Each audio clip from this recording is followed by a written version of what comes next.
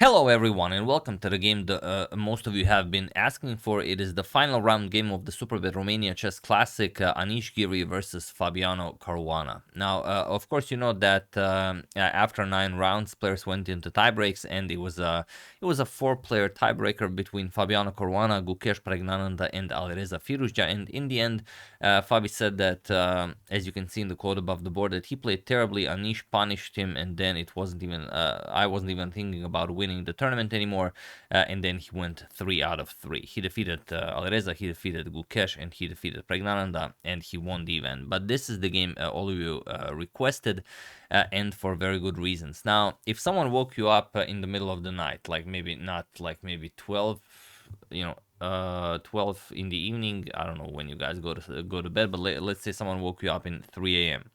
At 3 a.m. and they ask you, okay, what's the head-to-head score between Anish and Fabi? Okay, both of them are very, very strong players. You guys would probably be like, okay, maybe Fabi is a little bit better. Some of you would say Fabi is a lot better, but probably what you would not expect is, well, you might expect it because it's Anish Giri we're talking about, but their head-to-head score is 3 wins Anish, 3 wins Fabi, and 32 draws. So it's dead even. And okay, it's a classical game. A lot at stake here. Not just the standings of the tournament, but also their head-to-head score, which probably players of their caliber favor more. So let's check it out and see why this is so impressive and who will take the lead here, or if anyone will. So Anish with the white opens with pawn to d4. We have knight to f6 by Fabi, pawn to c4, e6, and pawn to g3. Anish goes for the Catalan opening. We have pawn to d5 by Fabi, bishop to g2, and bishop to b4 with check. The closed Catalan, we have knight to d2, castles, and knight to f3. We have pawn to b6, preparing to fianchetto the light square bishop, castles, and bishop to b7. We have pawn to b3, knight b to d7, and bishop to b2. So I'll be playing before, nothing new here. Very well explored territory. We have queen to e7, developing the queen connecting rooks, also with ideas of maybe bishop to e3 at some point. So pawn to a3 and bishop back to d6. We have knight to h4 and pawn to g6. And the position has been reached before in the Polish Championship of 2018. It's been played between Daniel Sadzikowski and Bartosz Soczko. Bartosz Soczko won the game after Daniel continued with c captures on d5. But here we have pawn to b4, and it is now as of move 12 that we have a completely new game. So okay, Fabi strikes with pawn to c5, attacking the center. We have b captures on c5, b captures, and c captures on d5. E captures on d5, and d captures on c5. Knight captures on c5, and after this capture fest, just knight to b3. Offering a trade of knights, we have knight f to e4, defending both of the knights, and now knight to a5, going after the bishop here. This bishop is incredibly strong, and if you can eliminate the Catalan bishop, becomes all that much powerful. So rook a to b8, queen to d4, threatening checkmate, and Fabi stops it with pawn to f6. Usually they say never play pawn to f6, but pawn to f6 here is the only move. Yes, you can play pawn to f5, sort of to prevent queen g7, but then queen to h8, and you have big problems. So pawn to f6, knight captures on b7, queen captures on b7, and now queen back to d1. And Fabi has to decide what to do here. It's not easy. The bishop here is hanging. However, then queen captures on d5 comes with check, and other pieces are hanging as well. So Fabi has to decide here.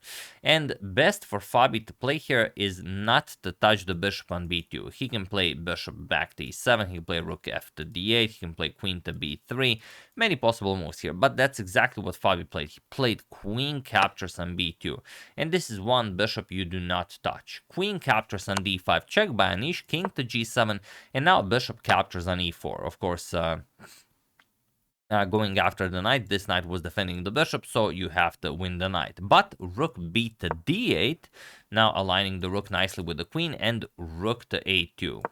First getting rid of Fabi's queen, we have queen to e5, and now just queen captures on e5. You have to trade here, but of course you want to trade. You're up a pawn, so there's no reason not to trade here. Queen captures on e5, bishop captures, and now bishop back to g2. And here pawn to f5. So what does Fabi have for this sacrifice pawn? Nothing really. It was probably something that he maybe had in mind, or maybe he was just too surprised out of the opening by Anish. Sorry, I haven't allowed the for you guys to see the clocks. Clocks are relevant here, so I will make them visible as this is a classical game. But yeah, Fabi doing very, very poorly on time here. As you can see, he's down to 14 minutes on the clock. Whoa, sorry about that. And Anish has 42 minutes on the clock. We have knight back to f3, and now bishop back to f6. So, okay, nicely controlling the knight here. Rook to c2 attacks the knight, and now knight to e4. We have rook f to c1. Anish doubles up on the c file, and rook to f7, controlling the c7 square. Knight to e1, and now rook to e7, putting pressure on that e2 pawn. If Anish perhaps moves his rooks, knight to d3, and now rook d to d7. And here the position is winning for Anish, but you have to play one very precise move. I mean, you're up a pawn, but it's Fabiano Caruana. He's not currently 2800, but everyone knows he's a 2800 player. But Anish does have an opportunity here to move that 3 wins, 3 losses, and 32 draws to maybe 4 wins, 3 losses, and 32 draws. But you guys have to help him. Feel free to pause the video and win the game for Anish while I give you a couple of seconds.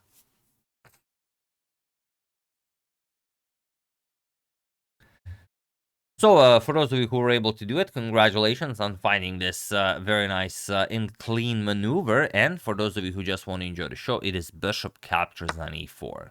That's the move. And now the question is, can you capture with the rook? No, of course not. If you capture with the rook, knight c5, and you blunder more material. So of course you have to capture with the pawn, but you're already down a pawn, and now this pawn becomes a huge weakness in Fabi's camp. Knight to c5, attacking the rook and the pawn, and you can't really go to d4, e3 just kicks away the rook, and you don't have any squares along the 4th rank. So rook to d6 here by Fabi, and pawn to e3. And this is now a permanent weakness. Rook is coming to c4. You can even double up on the 4th rank, and the e4 pawn will fall. The bishop cannot defend it. The king also very, very far away.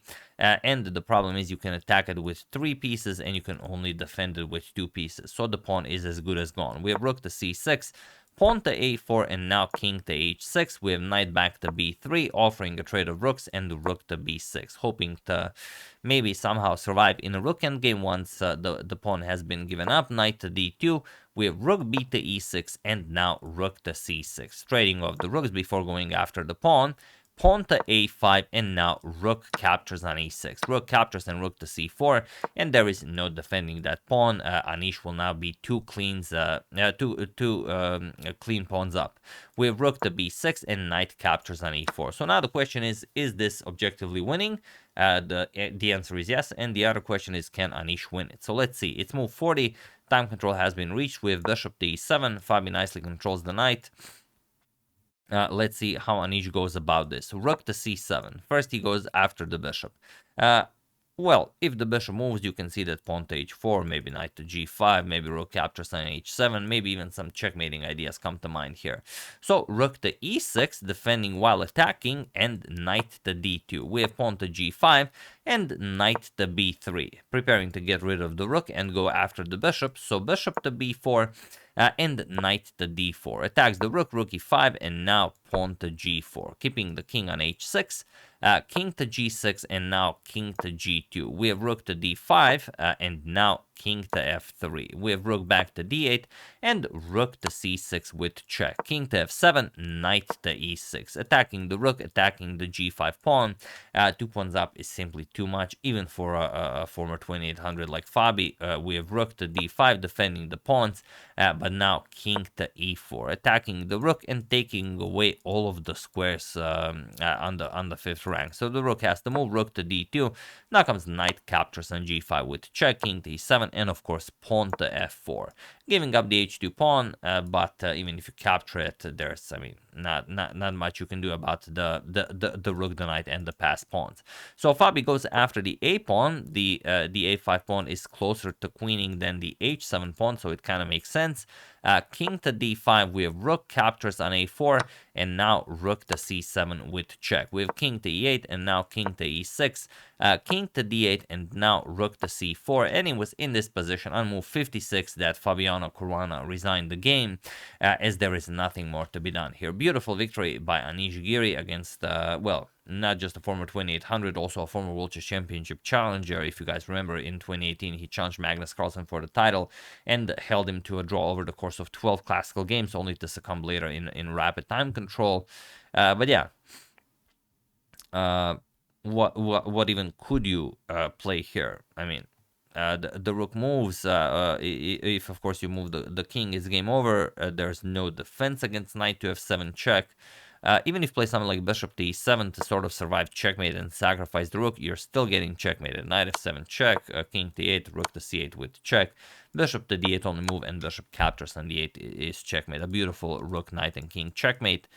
Something you don't see very often here, very often in chess. So after rook to c4, of course, Fabi resigned, and a tough blow for Fabi in the playing the entire tournament brilliantly, undefeated. It was a tough tournament. People barely played over 50%.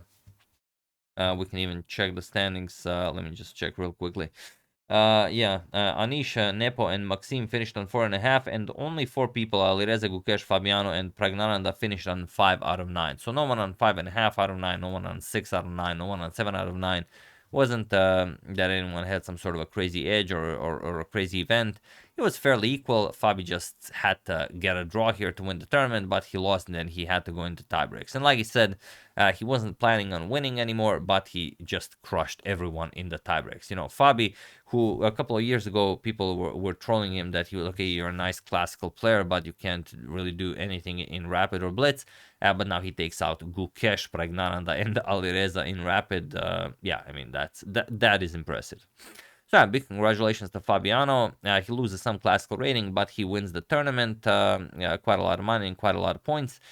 So, big congratulations to him, and also big congratulations to Anish, because now when you're, with your friends in a bar or in a library and someone asks you, what's by any chance, do you know the head-to-head score between Anish and Fabi?